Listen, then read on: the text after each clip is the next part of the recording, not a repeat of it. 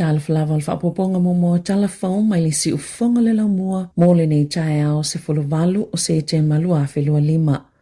Na utu o sui al whaala potupoto ngā tau si soifua le minista al soifua maloloina i le taimina whaiela na saunua ngai la lātou kone Verenesi. Na saunua Simon Brown i le whaatasinga i le te papa i Wellingtone o le te tea tau si soifua wa whaina i tangatanga ngase e whaataua le malola ngā lue ngā tau si soifua ma ua iauna ina i le uni ina ia whaamua tangatanga ngase. Ai na saunua rangi Black Tufi le na taita ia le te e le i fuafuaina na osolo na ita ona o le tau mawhainga le minista e fōlinga e whaatupu se langona salamoi tau si soifua e peo i lātou ua mafuai peitai e a fia lava ngase ia sa uma ona o le lava o le au whainga luenga ma le lava o tupe o le luava iaso talwai na whaiaile te e moa soilua a le to o tolus fulo no awhio tau si soifua whaato sanga ma e efsosani le tau singa o ngase ona o le lava o tutongi ma ia whaau popo le au whainga luenga o le asolua se tema le aso mo le te ea tau si soifua na whaate pai i lātou na i whafo le ofisa whaitu Malo Brown. E ni whaeilo na whaapipi i whaamalama o tū siei ni whaopunga e whaapea ua whaina le silia ma le sefulu tolu awhio tautonga masiaki i fōmai ona o le te ea le iuni. O se li potin whaalauloina i le asoana nafi a le Infometrics. Na mawai, petu samale 5 se lau valu sefulu fitu le fua whaatitau o le numera sa le lava i tau si soifua i sifi taitasi i le tau sanga taluai. O le potin whaingoina o le How Many More Nurses Does New Zealand Need? Mana whaavai lungo whaamaumonga ale te whaatu ora mai sifi e tasi te simaleono iwa miliona i le vao le lua lua ma le lua wha i whale mai e 5 sefulu iwa a le malo. O whaitioina le minista o le vai whafo wawa samana i Winston Peters le sui pa le Mia David Seymour i lona talanoa i mata upo. Ele o ielo na silafia e whaatatau le ia Palestina. Peitai, ua te ene si mua ia tu ua inga. Ua iesa fuafuanga po sa whai ungal kāpeneta. E ui e le i whailoaina. Se ia o ile taime wha iesa saunoa ngā awawa samanaya. Ile whaafina unga tele ile fono tele malo o whaatasi New Yorka. Ile vai aso a sau. Na tali si mua i whesile whaatatau ile mata upu. Mana ia ulua i saunoa. O le a whaasirsila lo ia le minsta e whitou tonu male mata upu ile taime tala whia ngai. Le whai unga ua whaia le malo i lea mata upo. Na saunua e winga i le manatu ma le tūlanga o la lātou vaenga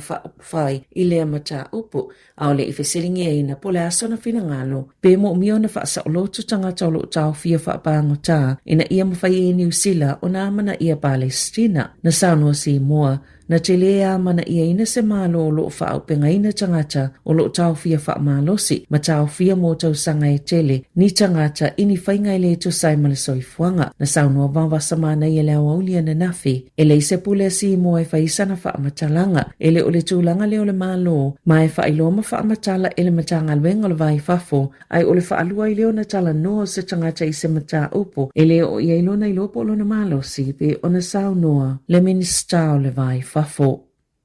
Wa tau fia mo le taimine le malo New Zealand, nisi o polkalami o tamaiti vai tama mai fafo, ai pito silio na a fia i Samoa, ona o atungalunga i mata upolo sawa ina ini tamaiti, na vai tama mai atuno i fafo. Na whaalia le minista langolango wha amsnonga ni Colin McKay, o lo wha ngā solo le taimine, tau mawhainga male malo Samoa, whaiesa fōwhanga i whaafi tau li o lo o tutupo. I le polkalami o lo vai tama mai i tamaiti mai fafo, peita ina ia saunoa i tū maupeona tau fia le vai tama mai o tamaiti se i wangana ua mautu ma lava ni puipuinga. Na whaalia e Maki e awhele o whaingo tamaiti e vai tama mai whafo i tau sanga taitasi. Na nofo sila fia Maki i le mata upu talu mai no vema le tau sanga talu ai mai a sauno ai. O le tau fia i le taiminei o le polo kalame o le tali atu le i mata upu na vai tama mai i tamaiti mai whafo. Ma whea ngai ei masawanga, o le asaluana fola sia whaana tinati i le teuteu o le pili o tamaiti vai tama, ma waweo na pasia i o na vaenga uma i le pale mene, o le vai o sonei a mata whaamamalu ina i le tū la fono, ma o le a whaatu maupea, se i aulia se aso e whaatu langa mai i le kovana sili, pe se i aulia fo i le aso mua i o lai, i le lua whelua fitu.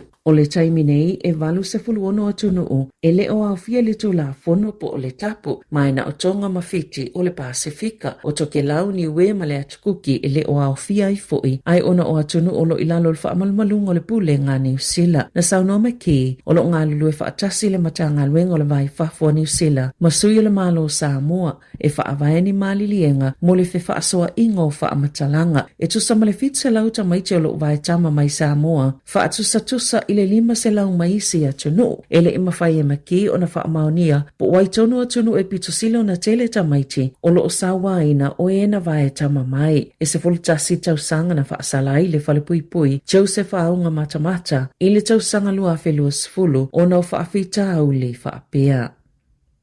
E te le se vai ngā tope fau mo le fuafuanga le Pasifika e pui ai ona o ngā sami na whaasilsila le Bezos Earth Fund e ilunga la ititia tole tolus fulfitu miliona dala Amerika. Se tupe uafua ai e langolango ai tau mawhainga mo le puipuinga o ngā sami i atunu uma teritoria se fulumalelua le Pasifika o lea whaaputu ngā tupe. Na whaavaina i leli i bilionea Amerika o Jeff Bezos. Lea na amataina le company telo le Amazon ma ua whaatulanga whaapitoa e pui ai le nātura matali e tuai suinga o le tau o a awhia i le lalulangi. O le a whaatupe i fuafuanga ma poloketi a le atu mai Polynesia, Melanesia ma Polynesia. O se vai ngā tupe le tau maunga le Bezos Earth Fund e se lau miliona tala Amerika e langolango i atu moto le Pasifika mo le puipuinga o le Sami.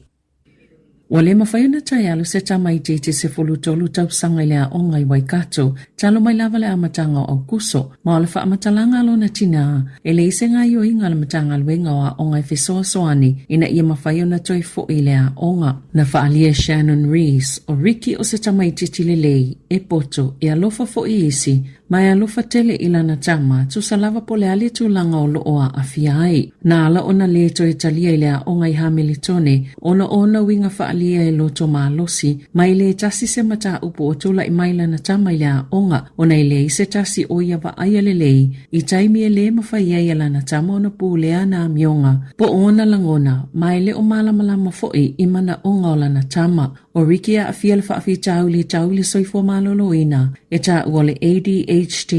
po le Attention Deficit Hyperactivity Disorder, maisi mai tau i le mawhau. Taluai ona i lalo i fulusfulu ono tau sanga le matua o Riki, e te tau lana onga ona sa ili seisi a onga moia, e tu saima le tu la fono, po aia inga le matanga luenga, peita ina whailo ele pulea onga ile tina, e tolua onga i Hamiltone na talo sanga iai, ai leisea onga i talieina lana tama. O le taimi tonu lea e te tawona nga i ane le matanga luenga wa onga e fesosoani. Ua silia ma leona vai aso ele ito yalu le tamaiti lea onga. Safa alia le matanga luenga e tu samale fitu se fulu valuafe tamaiti. Na resi tala ya onga le ito malo o Waikato, mai lua se fulu iwa tamaiti na whaasaina mai ya onga i le taimi nei.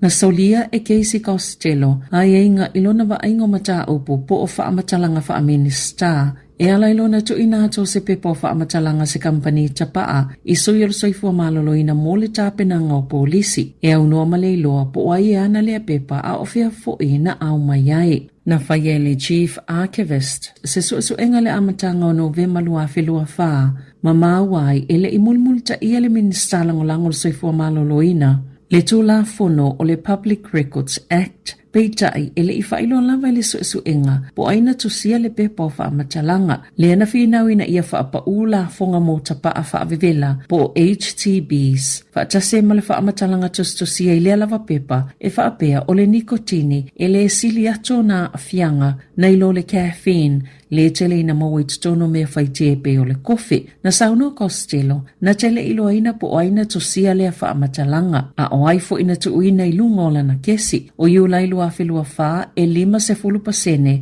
na whaititia i Costello le tiu teo HTPs po o tapa a whaavivela e whaapeo se whaataita inga e tasi le tausanga o na toi whaileo se ilo ilonga o iulai tausanga neina i sauno ai. O iulai lua whelua fitu o le a whaato a whaatino i le ilo ilonga mai whaatino lava le whaapa ua la fonga i HTPs se i auli atu le nā taimi. O le taumata le matanga luenga o tupe o la fonga po o tiu te i e whaapa uma whaititia i HTPs e le maua ia le atunuu le lua se lau iwa se fultolu miliona tala se ia o atu le lua afi lua iwa na whaititia lava e Costello la fonga i HTPs e ui i le fina ua sui al soifua maloloina e le ini wha mauninga po o ni mau malolosi. E iloa ia o ngale wha pa uo ia la fonga e tau fia i le ulaula tapaa e le ei fo ini wha mauninga malolosi e tau mai ei e matua asili atu le saunga le mo o HTPs na ilosi ka leti. Na wha alia le matanga luenga o tupe o le kampania le Philip Morris e pule tuto o tasi i le makete o wha tawa inga o ia tapaa i totono New Zealand. Mai paufu ilo company e pito manuia mai lea fuafuanga pe ona ta weli poti ale leite o New Zealand.